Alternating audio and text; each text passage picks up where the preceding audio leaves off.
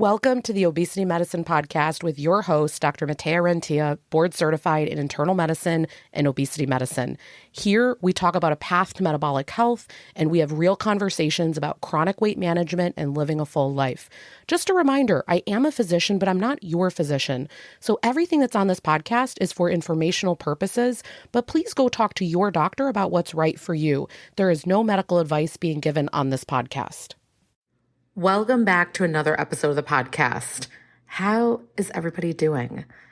I am recording this episode today because I got such amazing feedback on a previous episode of mine where I went over how the body mass index is not accurate to your health. And I really went over some very specific body composition numbers. And what I'm really realizing is the crowd that is on this podcast, and that's you if you're listening, you like to nerd out like me. You like to actually hear the behind the scenes, what actually matters. You don't want kind of the little generic sound bites anymore.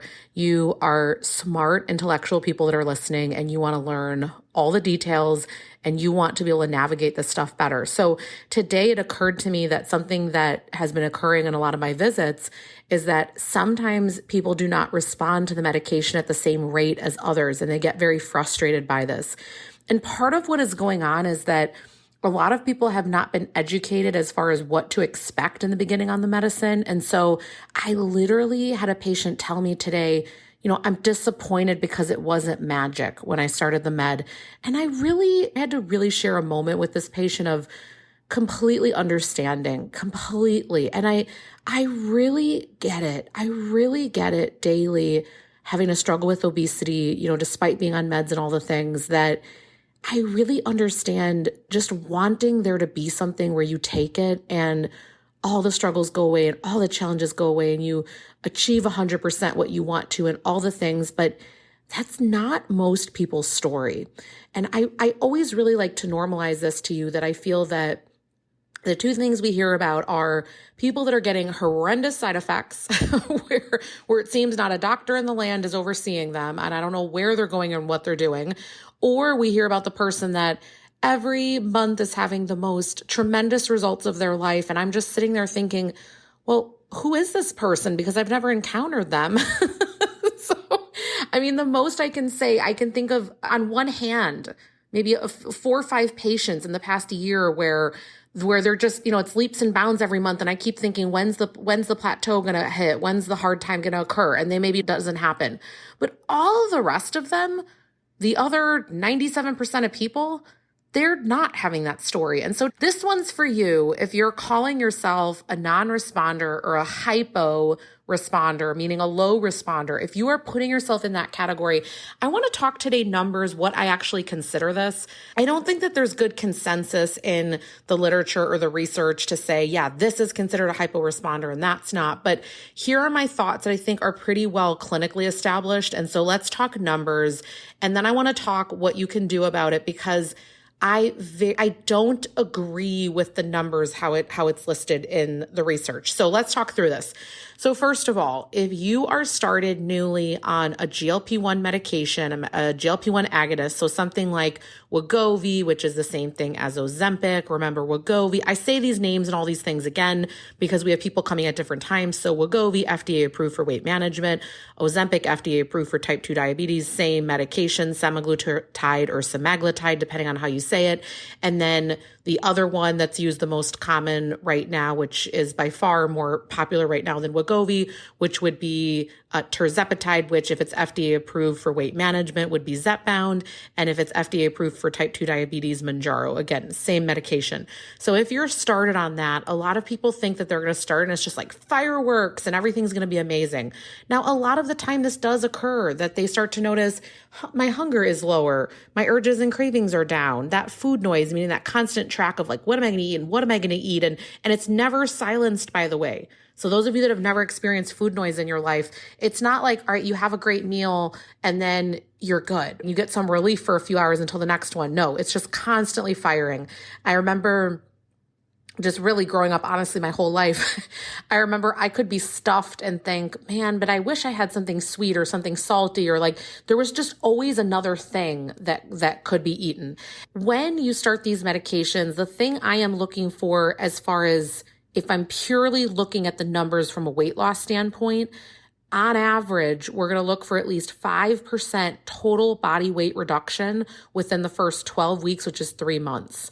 If you look at a 3-month period, regardless of if you stayed on the same dose or kept titrating up the doses, hopefully you were managed appropriately during that time. So meaning if you didn't lose anything the first month, hopefully the dose was increased the second month, right? But 3 months in, where are we at weight loss wise? And if we're not at 5%, number one, that's not clinically significant weight loss. But number two, it's a really good predictor that you might be struggling in the future with this. Now, it doesn't mean that you can't turn that around, that adjustments can't be made, but how it's been going, we're going to have to change things for the future to look different. So a lot of insurance companies, if by 6 months you're not achieving at least 5% weight loss, they straight up will not allow you to continue on the medication. So there is a sense of urgency here, because if your medication is covered by insurance, we have to get you over the 5% line. Otherwise, even if you're experiencing all these other benefits, there's so many people, even if they're not reaching these big weight loss numbers, they're just feeling so much better. But none of that matters, because insurance, again, they're not your physician, and they're not clinical, but yet they're going to be making all these clinical decisions, right? I mean, that's a whole nother matter that I just don't want to go off on this podcast today. But so to me, it's very critical that we're getting you to that 5%, not just from a weight loss perspective, but because I don't want this medication to get taken away from you if it's helpful to you. And so we will look by 12 weeks, are we at 5%?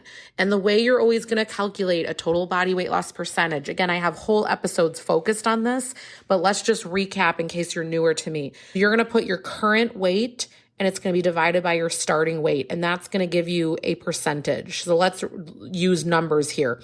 If you started at 200 pounds, and let's say 3 months later, you are 180 pounds, we're going to put 180 pounds divided by 200. That is 0.9, so that's 90%.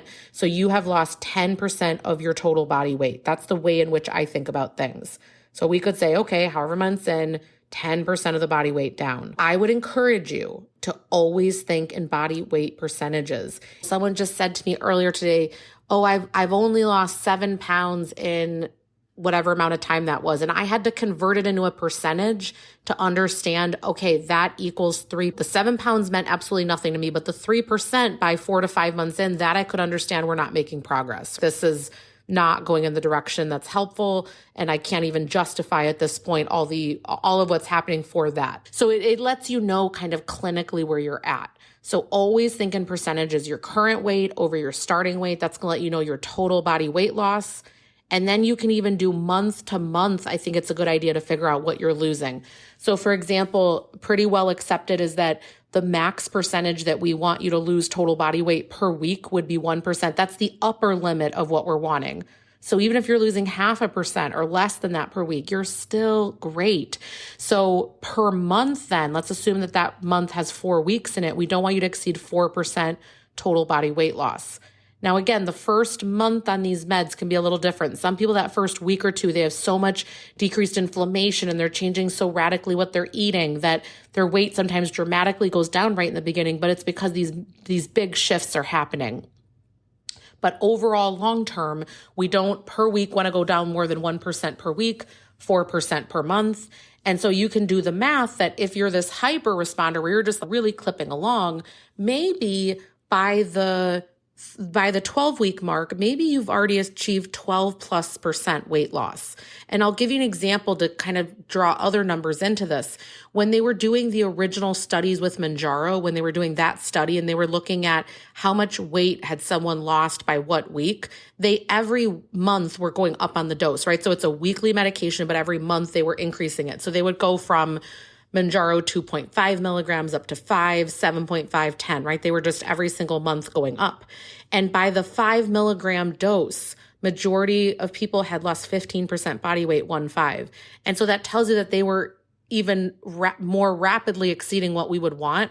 And that's why when you look at a lot of these studies, the muscle loss percentage, my answer here to explain why is it that I'm not seeing any of this muscle loss in my clinic, or a very small percent, and you hear these high numbers reported in studies, I think it's because they were really exceeding what is necessarily best for the body, because again, I'm just not seeing that happen in practice. So anyway, so back to the plot, I would really always look at total weight loss percentage up to this point in time, and then month to month, what percentage are you losing? Because again, also if you're tracking in that capacity, as time goes on, you might still be losing the same percentage, but the pound number looks less.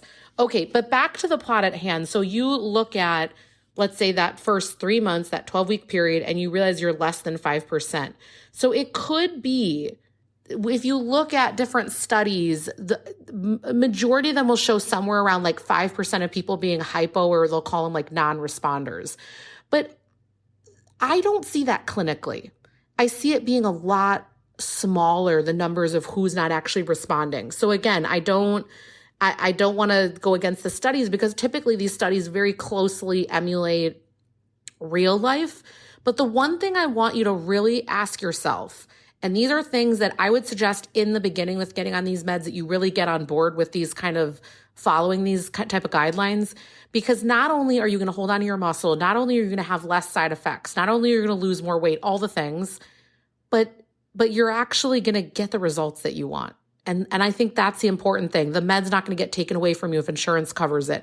I mean, I could go on and on, but it's like there are reasons why we care about certain things. So I would look at, here is my list of, I think I have 6 things on here. Have you been getting all your water every day? You've just got to. I don't want you vomiting. Okay, don't take this to a crazy place, but are you getting your hydration in? Are you getting your fiber in? Are you getting all that protein? Are you getting movement in consistently? What's your sleep look like? And what's your stress look like? I know that sounds a lot, but I'm just here to tell you, like, from the beginning, when I start someone on the meds, there's a reason why I see people in my clinic so often that first month or two, because I'm just like, okay, let's get the water habit in place. Let's set the protein goals for you based on height or goals or what their body composition looks like. There's so many different tools that we're using to kind of guide some of these things. We're following things over time. And we can tell, really honestly, we can tell within the first 3 weeks how it's going for someone.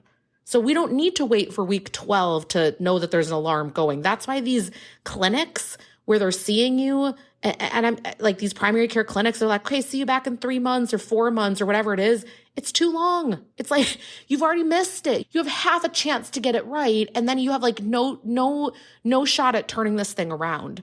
So the thing I really want to say is, before we're going to say that you're this non-responder or you're slow or this or that or all these other terms, are you truly doing all these other things?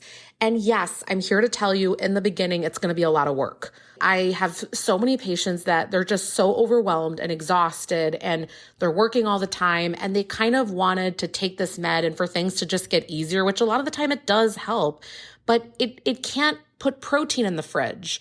It can't make a walk time occur. If you are overworking yourself to the point where you have no time for movement, I get it. I've been there, but there has to come this moment where you're like, this matters more, that I'm going to get some strength training in, that I'm going to get a little bit of walking time in. I know you have to carve it out. I am there. I can't even tell you. It's like, I've been through all of it as well. I get it. But here's the deal. You having this health is going to require an investment. It's going to require some time of you moving. It's going to require you managing your mind in some capacity, you getting the things in the house, you figuring out, how can I eat in such a way where I like it? I want to give you a little example. I finally tried Legendary protein chips. Can I just say I love them a million times more than Quest? And by the way, I'm still going to eat them. I still like Quest. Don't take my Quest chips away. The Quest nacho chips are just next level, amazing flavor, but Legendary chips are much more, they're thicker, and they're almost more like a popcorn consistency. Like, I can't describe it. It's much more of an airy chip, and Quest is a little bit almost more chalky and fine. So 1,000,000% worth doing a taste test. But I had a really busy day, and this is going to sound like a not great option, but hear me out. So I had a really busy clinic day today. I had I think 15 minutes for lunch, and I was really hungry. It wasn't enough time for me to bust out all my veggies and to do all these other things. So here's what I did. I opened a Quest chip thing, and then I had cottage cheese with some taco seasoning on it. And I literally put like a teaspoon of cottage cheese onto each of those chips. And I got 32 grams of protein in less than 10 minutes. And ironically, because I was overworked, I was overstressed, really enjoyed the crunch. It almost felt like I was having like a junk food, kind of just like super quick, tastes great. And, you know, in the morning I had food that was more supportive. At night I'll have more supportive stuff, but that worked for me. But it's like, but the moment had to occur earlier where I got those things in the house as a backup. Am I doing that every day? No, I'm always going to say whole-based foods and all the things, but there are times when I love something like that. And I'm realizing, honestly, they were so great. I know you guys have heard me. Is it pop chips? What are the other ones? The point is, every so often, I'm going to have a chip. And I'm so glad that it has 20 grams of protein and that I could fit it in the middle of a busy day. And so the thing I just want to bring up is that we cannot say that you're a hypo-responder if you're having a bunch of processed food, if you're not hydrating, if you're not moving, if you're not taking your sleep seriously. These things matter. So if you want to dig into this more, I renamed my mini course because this is what we were doing. It used to be called Optimizing Body Fat and Maintaining Muscle on a GLP-1. And now it's called the Top 5 Mistakes People Make When Starting a GLP-1, because this is it. They end up being a hypo-responder if they're not getting their water, they're not doing the protein, they're not getting the fiber, they're not moving. These things matter. They don't need to take over your life, but they do need to happen in some capacity for you to be successful. So I hope that this episode was helpful today. I always think they're going to be like 2-minute episodes. And then by the time we talk, they're longer. I hope you love this. Please, please, please leave a review wherever you are listening. It really helps more people to find the podcast.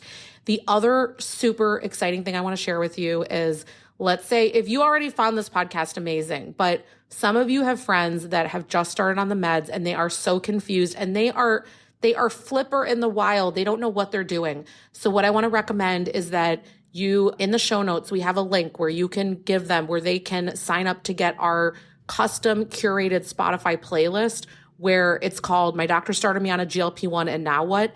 And I literally have the top 10 episodes where if you're starting on this med, you can just quickly go from one episode to the next, and I will walk you through how the meds work. They're all episodes that have aired before. How do the meds work?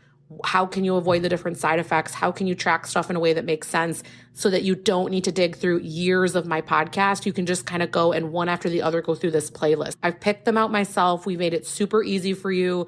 Again, that playlist is My Doctor Started Me on GLP-1 and Now What? And to get access to that, again, there's a link in the show notes, and we will, when you sign up for that, we will right away give you the link to that so you can go listen. All right, I hope you all have a great rest of the week. And remember, do not throw these terms on yourself that you're a hypo-responder or not responding if you have not truly done all of this other work. It doesn't serve you. It doesn't help you.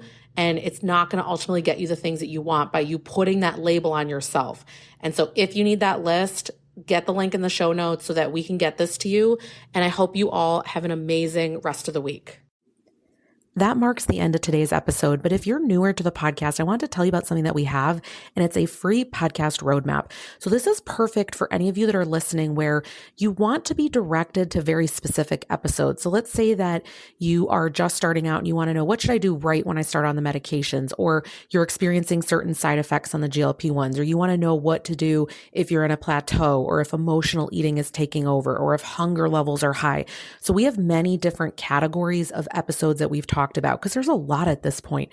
So if you want to be able to navigate that very easily, we have it broken down by category and also the episodes that are there, and we hyperlink to everything. So you can just click on it and find the episode, easy peasy. If you want that, you can go to renteaclinic.com/podcast roadmap. We'll have it linked right here underneath the show notes where you're listening. And you can go ahead and get that free resource so that it makes it easy for you to navigate, because I know that it's really hard when someone has an established podcast. I am such a podcast fiend. I'm listening to podcasts all day long. And when I find one that I love, but there's a lot that are out there, I am so lost. So I hope that you enjoy this free podcast roadmap. Again, the link to get to that is going to be renteaclinic.com/podcast roadmap. I hope this is helpful, and let me know if you have any questions.